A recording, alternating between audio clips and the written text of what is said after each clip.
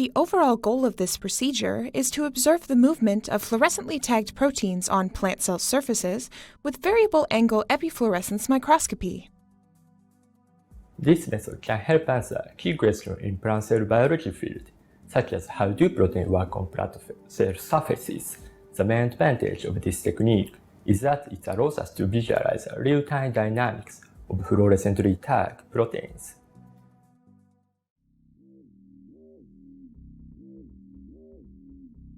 Before beginning the procedure, calibrate the laser centering and focusing of the microscope according to the manufacturer's instructions.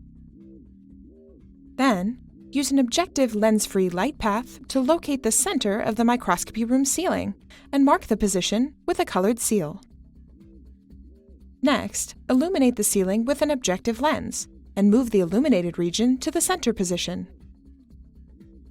Then, focus the laser and fine-tune the position of the laser to the center of the ceiling. The centering and focusing of the laser is very important for successful variable angle epifluorescence microscopy or VAEM observation.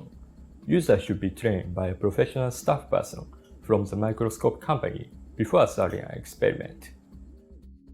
When the microscope is ready, dispense 30 microliters of basal buffer onto the center of a 76 by 26 mm glass slide. Then, use dissecting scissors to remove a cotyledon from a 7-day-old seedling and float the cotyledon with the observation side up on the basal buffer drop. Next, add 30 microliters of basal buffer onto the center of an 18 by 18 mm cover glass and turn the cover glass upside down gently.